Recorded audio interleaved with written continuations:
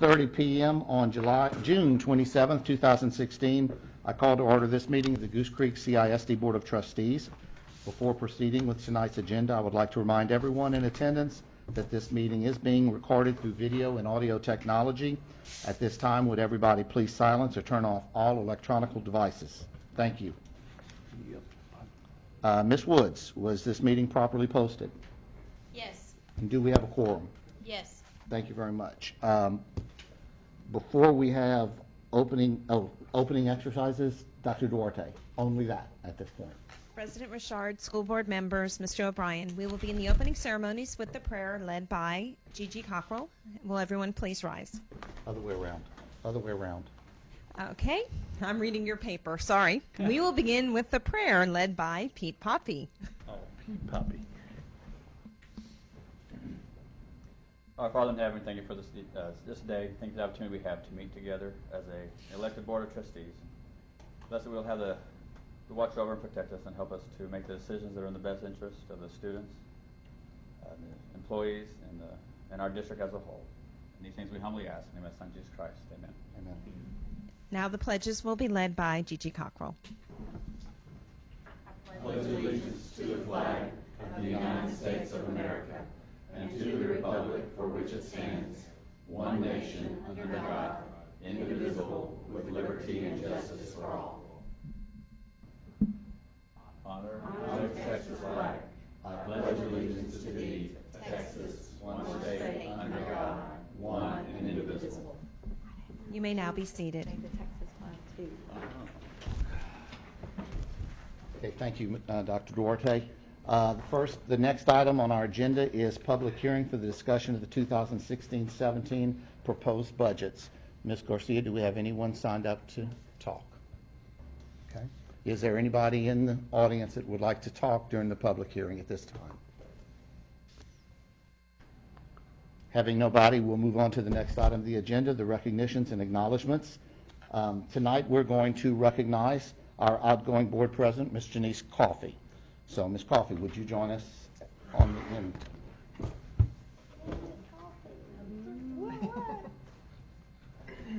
Where you going?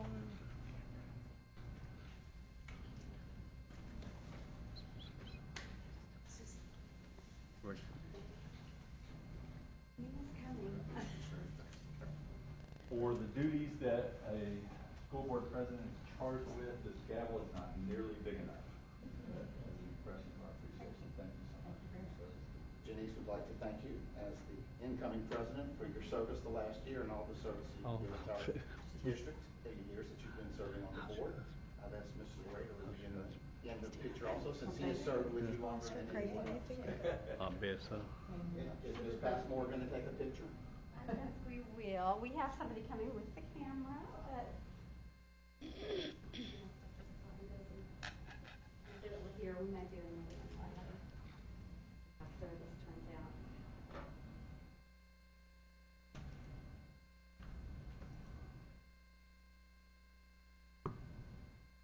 That's not bad.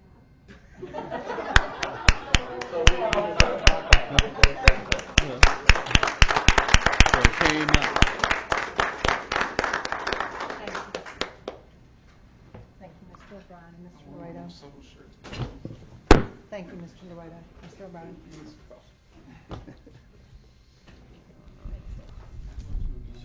Okay, moving to citizens participation. Ms. Garcia, has anybody signed up? We have no one for citizens participation. We'll now move to item number 6, approval of minutes from the June 13th regular meeting. Move for approval. Second. Can I second what I hear? You were here. We have a motion from Mr. Laredo, a second from Mr. Sampson to approve minutes from June 13th as presented. Any discussion? Having no discussion, all in favor, please indicate by raising your right hand. I'm way behind. Any opposed? Any abstention? Motion passes 6-4, 1 abstention.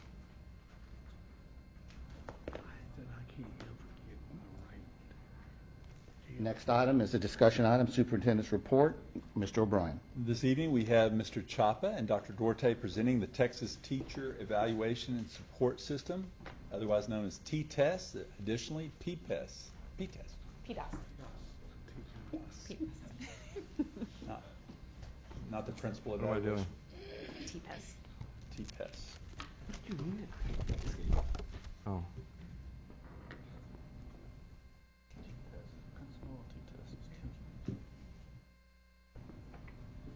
Can I just hit enter? Go to the next slide? Okay. Here's a clicker right Okay. Okay. here. Is this? Mr. President, Mr. O'Brien, members of the board, good evening. Dr. Duarte and I are here tonight to tell you a little bit about T-TEST, or the Texas Teacher Evaluation and Support System. And I'm going to be covering that topic, and Melissa will be covering T-PES, which is the Texas Principal Evaluation and Support System. So what is this? Essentially what T-TEST is going to be the new teacher evaluation system that has been adopted by the state of Texas. And it will go into effect on July the 1st. Now, the neat thing about Goose Creek and us being with T-TEST is that in January of 2015, Dr. Duarte and I attended, along with several other administrators, the Midwinter Conference, and we realized that there was approximately 60 districts that were already piloting the T-TEST and the T-PES program. And what we also found out was that for the second year in a row, there was going to be districts that could participate in the refinement year. So we chose to come back to the district, propose it to you, the Board of Trustees, a little over a year ago, and we changed our policy so that we could go ahead and evaluate our teachers this last year with the T-TEST instrument and the T-PES instrument. So right now, Goose Creek is in a very comfortable position because all of our administrators, I say all of them, probably 99% of them, except for those that we just hired, have already been trained on how to be able to evaluate and assess teachers with the T-TEST system and with the area executive directors with the T-PES system. The expectations for the T-TEST has been developed to give teachers an opportunity to be actively involved with their professional development. Teachers are also encouraged to share their insights and thoughts about pedagogy and professional practices. They're also encouraged to collaborate with other professionals and talk about professional learning opportunities, seek feedback, and also to refine their teaching skills. The T-TEST is going to include, or does include, 3 very important components of the evaluation instrument: the goal setting and professional development, the evaluation cycle, which is mandatory and requires that the evaluator or appraiser have a pre-conference with that teacher, kind of go over as far as what their expectations are, what the teacher's going to be teaching, what they expect to see in the classroom, then the actual observation, which are typically 45 minutes long, and then a post-conference at the end. And then from there, there's discussion and dialogue as far as what the appraiser saw, what the teacher felt that they did well, areas that they think they need to continue to improve on, to grow on, those type of things. And the last part of that is that there's going to be a student growth measure that's going to be included with the evaluation instrument. And next to your PowerPoint, I wrote down 2017, 2018, because that will not go into effect until the following school year. And part of that is going to be that part of the component of that T-test is that there's going to be a percentage of the teacher's evaluation that's going to be based on student growth data. And it can be done in a number of ways, and the district will have to decide on which method or methods they would like to use to incorporate that student growth measure. They can use a student learned objective, an SLO. Did I say that right? SL?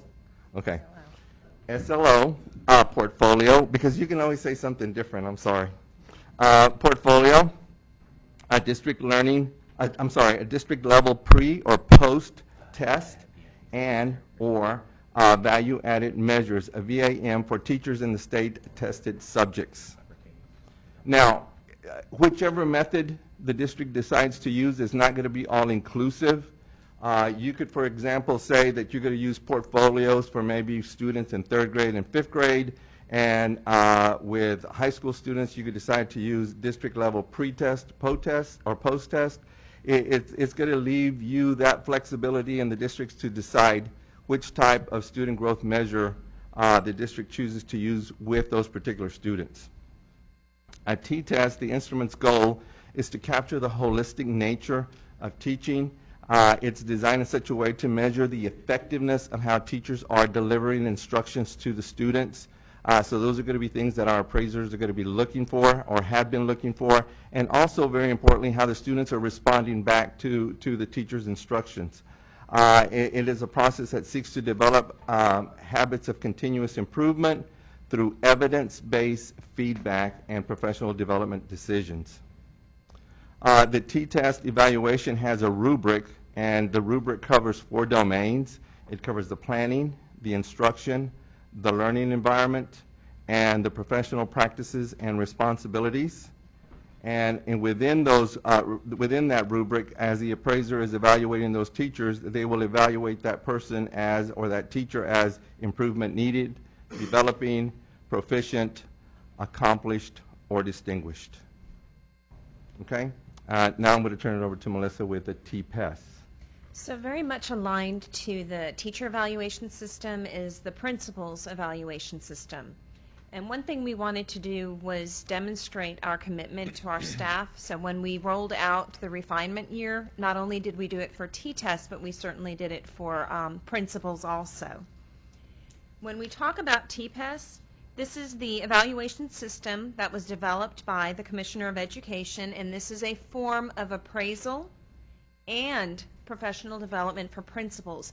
This system was set up as a growth measure. It was an opportunity for staff to identify goals that they would like to set, and then the support of the district for them to be able to obtain those. When we look at the expectations of TPES, it establishes and administers a comprehensive appraisal and professional development system for our principals.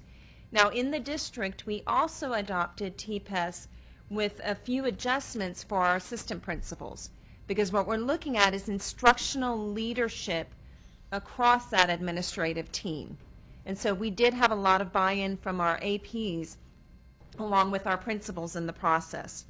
It also is set to establish school leadership standards and a set of indicators really looking at what determines successful school leadership, and it's aligned with their training along with the appraisal and then the professional development that we provide. There are 3 measures of principal effectiveness. There's a rubric that captures the effective practices of our principals with the goal for all of them to become high-performing principals. We also demonstrate progress in their goals and the initiatives that they have on their campus, and then they also look at student growth for the campus. Now, when you look at TPES and T-test, they are tightly aligned in the way the systems were developed and set up. They both have the same primary goal. What we're looking at is feedback that we provide for the staff that is specific to their individual needs, that is ongoing, which is why you have the pre and the post conference, as well as establishing the goals that they've set for each other, and then the process that builds those relationships between the appraiser and the appraisee, because you have those conversations and you continuously monitor that progress that we're demonstrating. When we look at the alignment, there are differentiations of practices across 5 performance levels. So they have established a process that values reflection, that you've established goal setting, and that you align your professional development throughout the year. So at the end of the year, when our principals go through their evaluation process and they have their summative, they're already setting goals for the upcoming year with their appraiser. So they're already talking about professional development that they can start to encounter, some of those goals that they'd like to set up for the upcoming school year. And they always have to look at student growth, because that's essential information in determining the effectiveness of the improvements or the initiatives that they've set up. When we look at our TPES evaluation rubric, we have 5 standards. You had 4 with the teacher and 5 with the principal. They're evaluated in their instructional leadership. We look at human capital, executive leadership, school culture, and strategic operations. And within each of those 5 areas, they receive a performance level. They'll either be improvement needed, developing, proficient, accomplished, and distinguished. And again, because it's set up as a growth, continuous improvement model for staff, you are not going to see most of your team in the distinguished level. You're going to be able to see that progression as they work through those goals to improve within those levels. So one of the things I wanted to draw attention to, they kind of glazed over it, that as being a volunteer district to implement this during the pilot year of the program, obviously TEA is looking for feedback, see how they can improve the product and so forth, but I'm proud to present that this team, in particular the AEDs, Dr. Duarte working in conjunction with HR, were the ones that discovered that the TPES instrument was designed for principals and principals alone. So some of the things on that were not applicable to assistant principals and other administrators. So they were able to make recommendations to submit that to TEA for modifications, and it has been done so successfully and worked out really well for our APs. Other questions anyone else might have about the instrument and what we're doing? I do have a question, Dr. Duarte. Has there been any discussion on the T-test, and maybe Mr. Chapa, what weight is going to be given to the student growth component? Since that is something that it sounds like we as a board are going to have to approve what we do in the district. Did I get that right from your presentation? So what happens is they've given districts flexibility to determine how they want to measure student growth, or their performance is what they're calling it now. Performance level of teachers, students is what we're looking at. The recommendation that they're sharing, and we would be able to pilot that this year as a practice, is to look at something very specific. So if we were talking about primary grades, and you have a teacher that teaches every single content area, what the state is saying is start small. Let's look at literacy.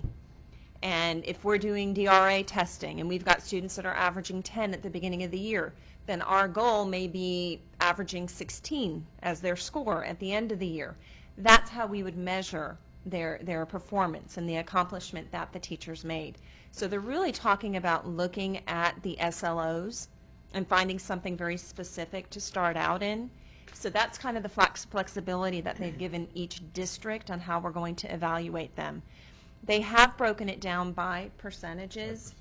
So there is a weighted component both at the principal level and at the teacher level. Okay, I may not have been clear in my question. Okay. As a component, it's SLO, student growth, whatever you want to call it. Is the teacher going to be rated on the 5 scale, accomplished, distinguished, proficient? Needs improvement. Needs improvement, yes. They will just get one topic. I mean, just one score of a 1, 2, 3, or 4 at that. And that's just going to be blended in with all the other numbers from the other domains? So within each domain, they can get an evaluative score. And so what you don't have to do is blend it at this point. What they have not defined is how that 20% is going to go into account, but within the commissioner's rules, which they are revising and sending out. In fact, we just printed the latest one with all of the red in it. They're going to define what that looks like. But right now with our evaluation, within each of the 4 domains, they have 4 scores. So there's not a overall proficient or distinguished. They get a rating within each at the end one. of the T-test. They don't get a final rating of proficient, developing. No, they'll get a final rating within each category. And then that really lets you know what area you need to target for that upcoming school year. So that's basically the biggest difference between that and the old system where they got numbers in each domain and the numbers added up and you looked at a chart and you put a label on the teacher as exceeds expectations or proficient. Now we have a distinguished in between there. Okay. Correct. And let me say this, and Melissa alluded to this. This is a refinement year. We have been responding to a lot of questionnaires from Region 4 as far as what the processes were that we used this year, what we liked, what we didn't like, what were some of the challenges that we had. They're continuing to refine those.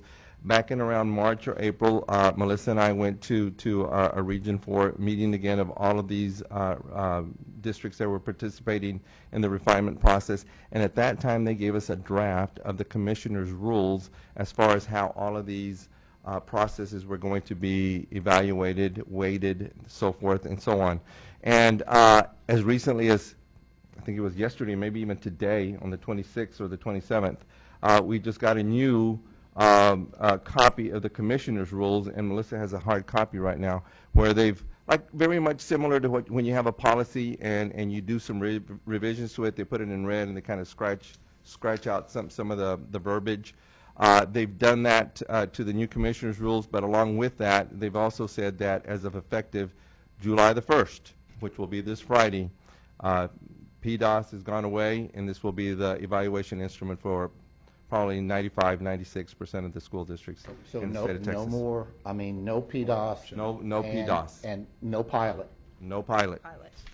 but no firm answers on what the final teacher's evaluation is. I believe that we're going to continue to get more and more answers as we move closer to August and September.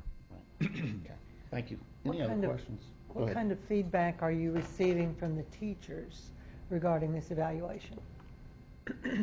You know, I think it was a shift in what they're used to, and I think the hardest thing was they tended to score much higher in PDOS than they see in T-tests, but it's all a part of the relationship building and really the level of support and growth that you're looking for within the staff. So I haven't received a lot of concerns or complaints from teachers or principals. I haven't either. I've talked to several principals that feel that this is a very good instrument. They like the dialogue that they're having to set forth and establish with the teachers, meeting with them with the pre-conference, then the actual evaluation, and then the post-conference. That's the one thing I've heard, is that from a teacher's perspective, is that they feel like it's more of a conversation Exactly. than a critical analysis. One of the things that I didn't realize, and it wasn't until Melissa and I started getting into the middle of all of this, was that we have been doing PDOS for over 27 years. That's a long time. That is a very long time. And so I think that the state was ready for us to move in a different direction. Can I ask a question? Nope. What's the, Have to censor don't make me yourself. what is the feedback? Because with PDOS, with the teachers, they'd get their report or their, evaluation, and if they weren't happy with it, they could schedule a meeting with their principals. Are they really able to do the pre-conferences and the post-conferences? I mean, like, is it, are they doing them? Yes, they are. And are they? That do they is feel part like of the they have process. enough time to do? It is, but is it really happening? And do they feel like they have enough time to do it? Because if you're on a high school and you're the principal, Well, but you have your assistant principals, so Right. every administrator has a number of teachers that they work with. And we're always going to go back to, you're looking at instructional leaders, and the best way and most effective way to impact instruction is to have those conversations, to be in those classrooms, and to really help guide and direct the improvement of what you're looking for. So was it a struggle? Absolutely, especially it being your first year to understand but was the it rubric. a negative struggle? Like, were they? And I know you said that you've gotten some good feedback, but I mean, like, was it a negative? Like, you're adding more on my plate, so they're going to rush through them? Because I think with a lot of teachers, they get tagged at the end, but there was never conversations beforehand. Yeah, we didn't hear negative. Now, we did didn't hear either. requests to move timelines. Can we Yeah. adjust the timeline? Can So we give when- them more time? And we did that. How soon is the pre-conference before their observation? Like, are they having pre-conferences in the middle of the year, the beginning of the year, what they're expected to see? So your conferences are occurring at the beginning of the year, but because we've finished our first year, they start to have those conversations at the end of the year. So they're having them. I'm doing so my they're planning summative, for but I'm next year. also talking about what's What I'm coming gonna be up doing for this that next year. upcoming year based on the observations, based on your feedback, based on the demonstrated progress of our students. So it's going to become more seamless for them, where it's a kind of a continual process than where we were when we first started. How many observations, and how long are the observations? How many are required and how long? One formal observation done during the year. Now, the walkthroughs, we still have numerous walkthroughs that Okay. we can still do, and it's 45 minutes. Okay. Are there any required walkthroughs on this one? We have required. So Oh, locally, because the we've told district. them you must have a minimum 2 walkthroughs, and then they look at all of that data when they come up with the summative. Exactly. Cumulative report. Thank you very much. Thank y'all. Thank you very much.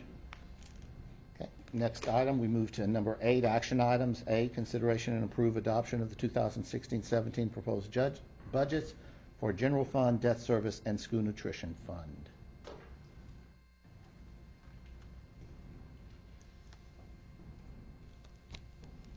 District recommends approval. Make a motion to approve. Second.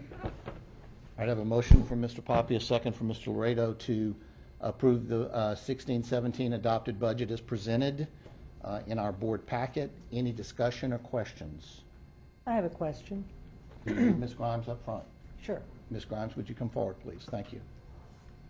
That way she doesn't have to shout out.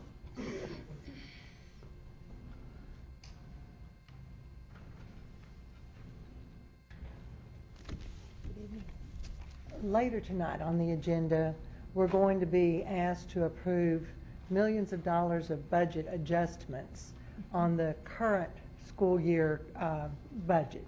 And I'm curious to know, as we look at this budget, why our estimates were so far off and whether or not we think this is better. Some of the revenue adjustments were related to the change in the homestead exemption. Whenever they increased the homestead exemption from $15,000 to $25,000, they did a calculation of the local value, and they assigned Goose Creek a much lower local value than what we were using in our revenue templates. So we sort of got a one-time windfall. The number was around $2.5 to $3 million that we benefited from, but as a one-time adjustment. We also had higher property tax collections locally than what we expected. The ultimate tax roll, the appraisal roll, came in higher than the preliminary value that we started the year with. So we had some changes like that, changes in enrollment. The revenue template takes and weights everything and calculates your WADA, and we have different weights based on student populations. So a lot of things changed. We had started the budget with the adopted budget with a 3%, I think, enrollment growth last year, and we only ended up with 1.35. So some of those increases were offset by some adjustments, and we always have changes like that in revenue. It is an estimate. Expenditures, I'm not looking at the budget amendment. Some of the changes, for sure, we underestimated our payroll costs, probably about $1 million. There was an adjustment. It increased revenue and increased expenditures for our TRS on behalf. I think this adjustment was a little over $1 million. We had adjusted earlier in the year too, but we kept refining those adjustments because that's just a pass-through, but it does affect both sides. There's no net change to fund balance or to the bottom line, but it does require another adjustment to revenue and expenditures.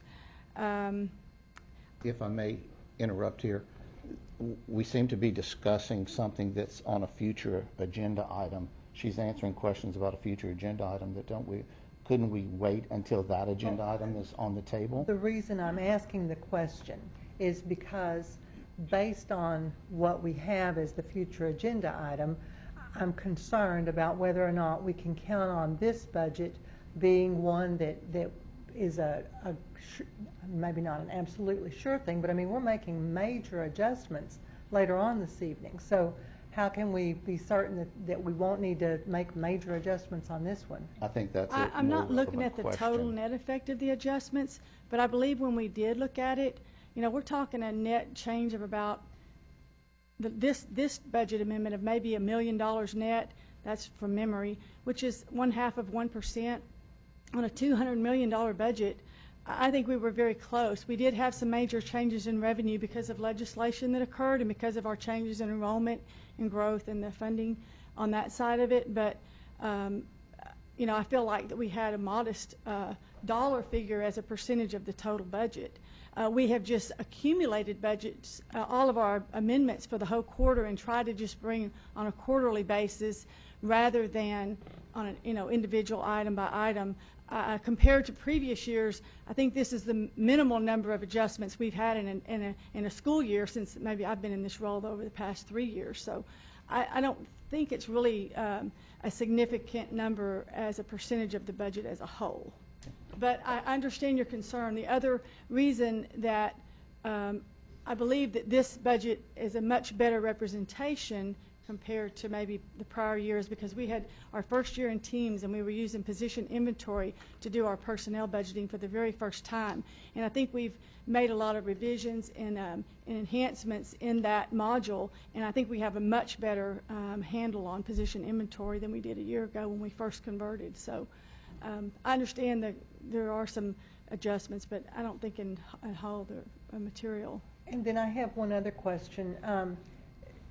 In case the TRE, is that right? Yes, does not pass, do you have a budget prepared, or do you have plans made that would help with this, the fact that we're not going to have the funds that you're anticipating?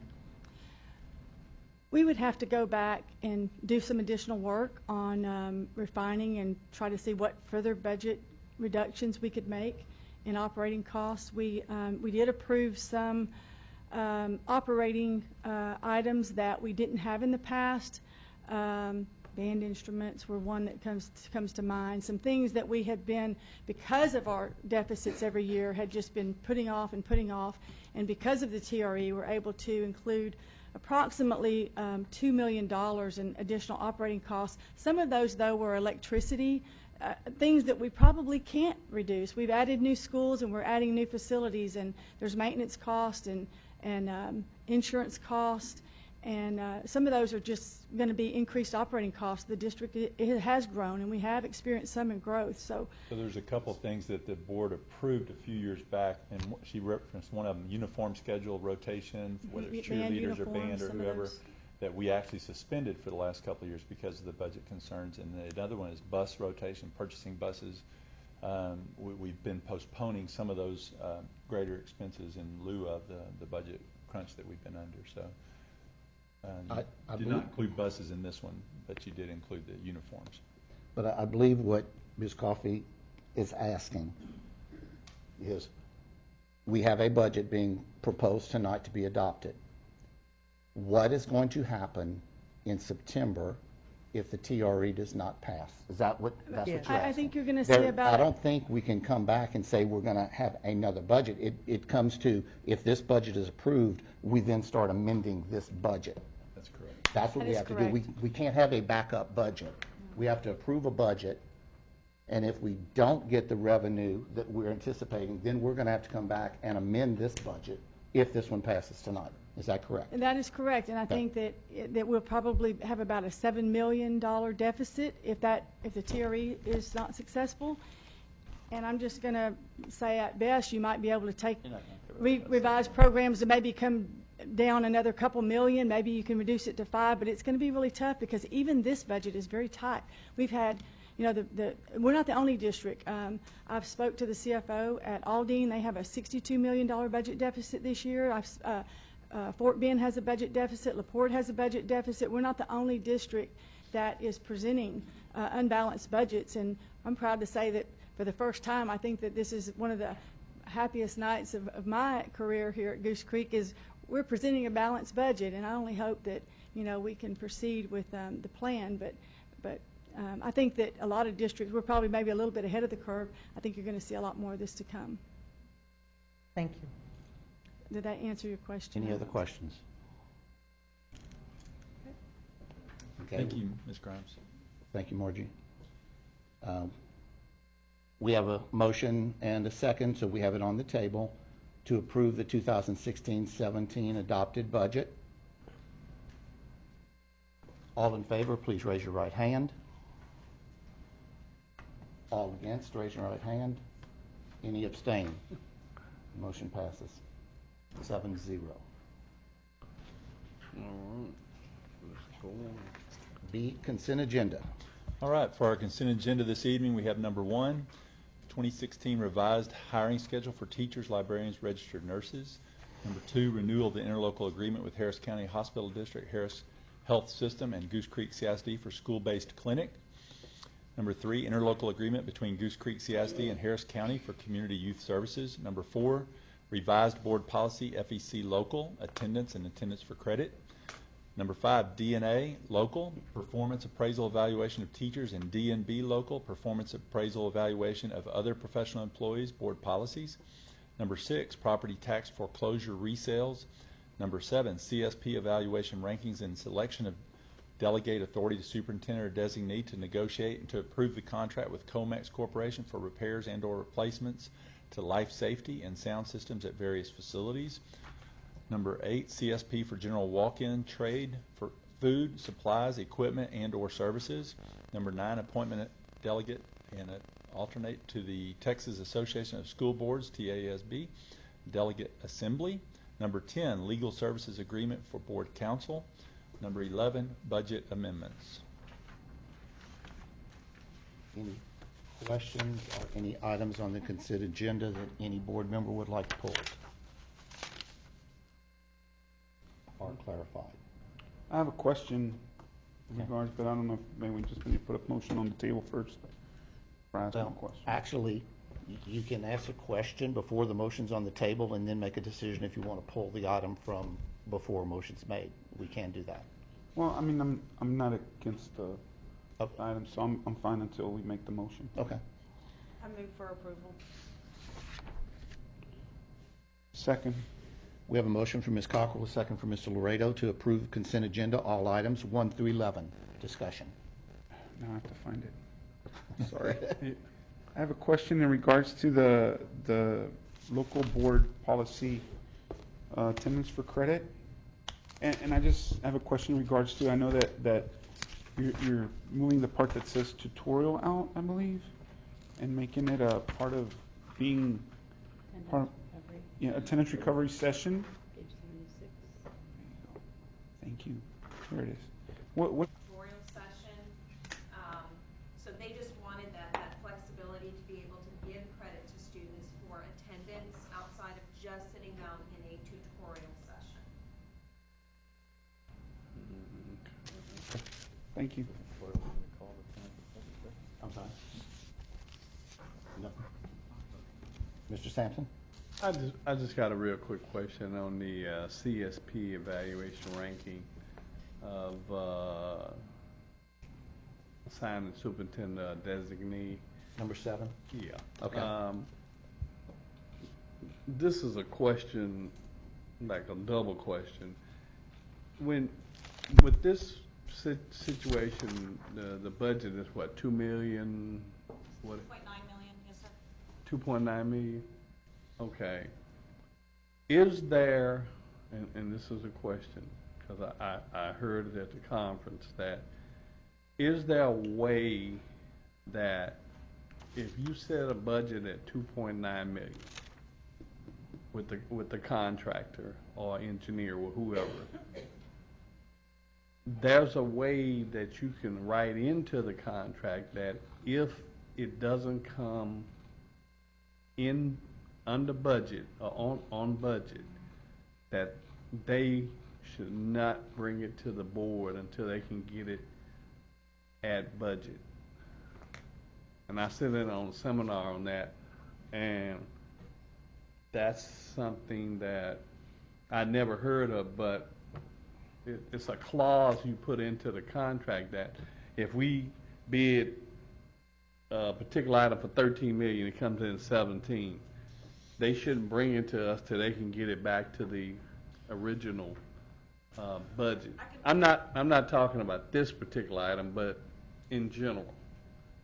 I suppose you can do that with a contract. So this contract that we have is with an engineer that designed this particular package. Right.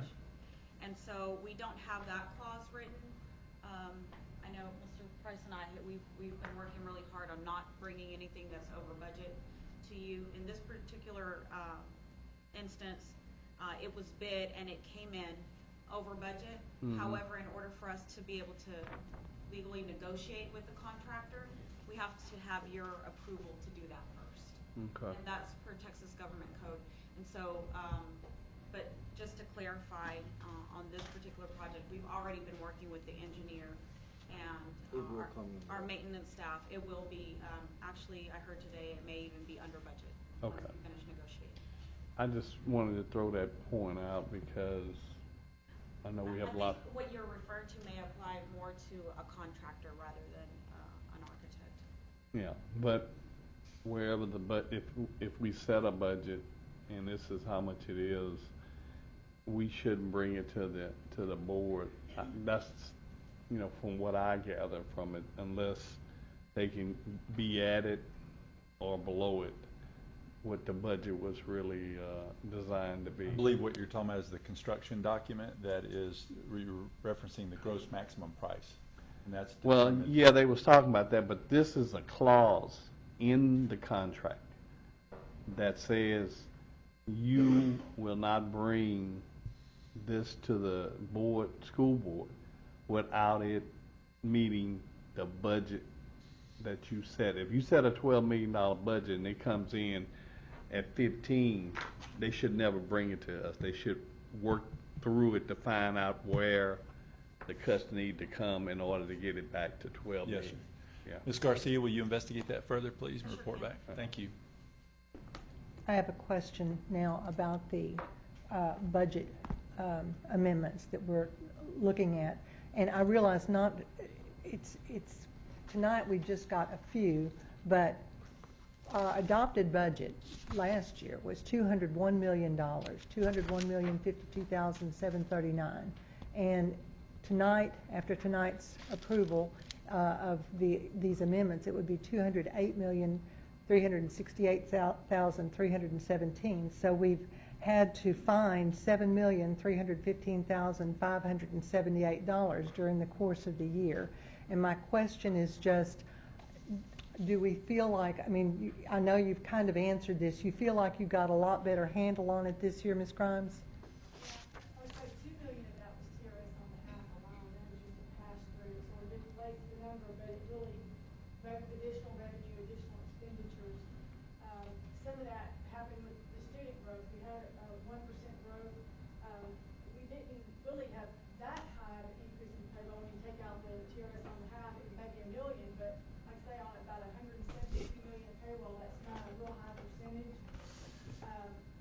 I haven't gone through every single line in that regard and looked at, you know, the adopted budget. We had amended the budget several times earlier this year, so I wasn't looking at it in total. But pretty much when you have higher revenues, you're going to have higher expenditures. We had the new schools we brought online and the insurance for those plus impact, and so we had some increased costs there. But the new schools, I mean, the 3 elementary schools, haven't they been open? Isn't this their second year? This is their second year. So that really wouldn't be part of this, is that correct? Not unless there was growth in those campuses. Okay, okay. But anyway, I just wanted to be sure we feel like we've got a better handle on it. Yeah, Bridget just pointed out, we did add $2 million just as a precautionary estimate since we're so tight on our functions. We don't expect to spend $2 million. The final amendment down there, number 29. So that in TRS on behalf alone was over $4 million of the adjustment. So Okay. we don't expect to. That was just a precaution so that we missed some functions last year by just small margins, and we were just putting something in to try to create a little buffer because our budget is so tight, and so we wouldn't have to, you know, maybe come closer to those margins as we did last year. But so that's in and of itself over $4 million of the total increase you're seeing from 201 to 208 of the 7. Okay. So really, when you take those out, it's only about a $3 million in adjustments. Okay, thank you. Also, may I just point one thing out? I'm Bridget Clark, Sure. Director of Finance. On the adopted budget, we adopted a $5.6 million loss originally, and we expect the actual at the year end to be actually like $4 million. So that's a favorable Okay. difference of like $1.5 million. Thank you. Anything else? We have a motion and a second to adopt the consent agenda, all items 1 through 11. All in favor indicate by raising your right hand. That motion passes 7-0. Moving on to item C on our agenda, future board agenda items. Is there anybody who would like to see anything brought before the board? I have Dr. Duarte presenting in July regarding. We'll have the summer school information. We should have the rest of our preliminary scores. Our accountability scores, where we got just the 2 grade levels previously, we'll have them all by then. They'll still be preliminary, but it'll be a fuller picture of what we're doing as a district academically. So those are slated so far for July. This is both future board agenda item and board meeting. I believe that we have to do a summative evaluation of Mr. O'Brien in July. That is correct. I was going to put that for us to talk about having a workshop at our first meeting of July, and then having the summative evaluation at the second meeting of July. Okay.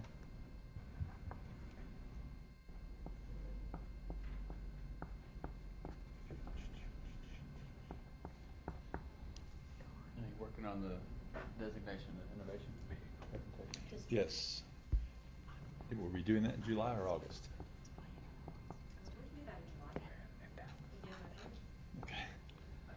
Well, let's hold off on that since we have evaluation also in the workshop. Let's talk about that before we set it in stone. I have something, Mr. Richard. At SLI, there was I've been going every year except for last year, and there was a lot of presentations on children that were, I guess you'd call them at risk, children of color and children of low socioeconomic means. And I went to 2 presentations. In fact, Ms. Coffey was. I went to 3, so those 2 plus 1 more. And I thought the presenter, Dr. Bonner, was really insightful. And I went to another one with a lady named Dr. McLeod, Kimberly McLeod, who's an assistant superintendent for the Harris County Department of Education. And she gave a really great presentation on working with children in that situation that are at risk. And I was just wanting to see if maybe we could have training. I know we have to do a certain amount of board training, and that's something that I know that Mr. Sampson has expressed interest in. I thought her training was really, really thorough, offered good suggestions, and it'd be great if we could have her. In fact, I'd like to have her. In my opinion, I think it'd be good for administrators and even teachers to go through the training she went through. All right, so are we talking about an agenda item, or are we talking about a board workshop? Yes, sir. And it Bringing doesn't have in to be Dr. today. Bonner? Well, Dr. Bonner's at Prairie View A&M. Dr. McLeod is at Harris County, and we have training. We can get training through Harris County because we work with them. But you would like to see a joint workshop of board and administrators? Well, no. I mean, I know that we as a board have to have a certain amount of workshop, a certain amount of continuing hours working as a, what is it called, team of 8. And I think it would be a great team of 8 suggestion to bring her in and help us see some of those. Okay. Well, you had mentioned you'd like to see principals get Yeah, this in my information opinion, too. it would be great if principals and really teachers went through this training as well, because she gave a very good insight on working with kids that were considered at risk. But I know that that's not up to us. That's really up to our administrators. I just think as a board, I think we would benefit greatly from seeing this kind of training. Okay. The workshop format would have the executive cabinet here with the board at the very least, and Ms. Coffey, she was, there were 2 sisters, actually her sister and her presented, but her sister is also at Prairie View A&M. Dr. Brown and Dr. McLeod were the 2 ladies that came in at the beginning and were covering. Right. So they were very dynamic. They were great. Okay. And also, in following that same same kind of line. I don't know if, and this is just something that I'd like to see if we have any programs that work with mentors and our students in as far as at-risk youth, kids that are frequent students that get sent to the office or as frequent discipline. If there's any program in our district or in surrounding districts that work with mentor programs to try to keep these kids not only in school but also down the right path, maybe they can have an opportunity to improve themselves. Okay. Maybe similar to what we used to have, the after-school communities in schools program and the Yes, sir. counselors on the campus during the school day. I think, but Like maybe a report on what we're doing. right, because I think probably one of our biggest assets are teachers themselves. Teachers are very, you're a teacher and sometimes you don't always get what you're looking for, but you're still a teacher for a reason. I know that we have great teachers that are all here because it's a vocation. I noticed number 3 on our action items was about community youth services, and we're expecting a report from them, are we not, Dr. Duarte, in the next month or so? They'll send over a report about all the services that we've used through the county, through that program, throughout the year. So that's usually our communities and schools report. Mm-hmm. Then we have our KAIS Yeah. workers. CYS is a Harris County thing. Right, but we just approved the contract Contract for next year. renewal. Mhm. But the report for what they've actually done for that contract for this past year will be coming to us soon, and isn't that working with the at-risk youth and their families, and one of the things that the district does with the county? I mean, we pay for the service. Yeah, so the communities, the KAIS workers, Mhm. They are employed here within the district, so they work directly with us in regards to social work services, and they're assigned to particular campuses. Then the additional programs are really under our communities and schools, and they'll do a lot of after-school events and functions at the different campuses targeting our at-risk youth. And they usually will give us a very lengthy report on all of the services that we provide. Not sure where we'll be this year because the director left and they had an interim and then we got a new director, so I'll talk to them and see what they're going to be able to provide for you guys. Okay. Thank you. Okay, board meetings in July. I know that, Mr. Sampson, you had brought up earlier the possibility of canceling a board member in July, but looking at what we have to do in July, I don't see any way that we can get by with one meeting in July. We're going to have to keep our 2 original meetings as scheduled. Yeah. Okay, at this time. Any other points of interest?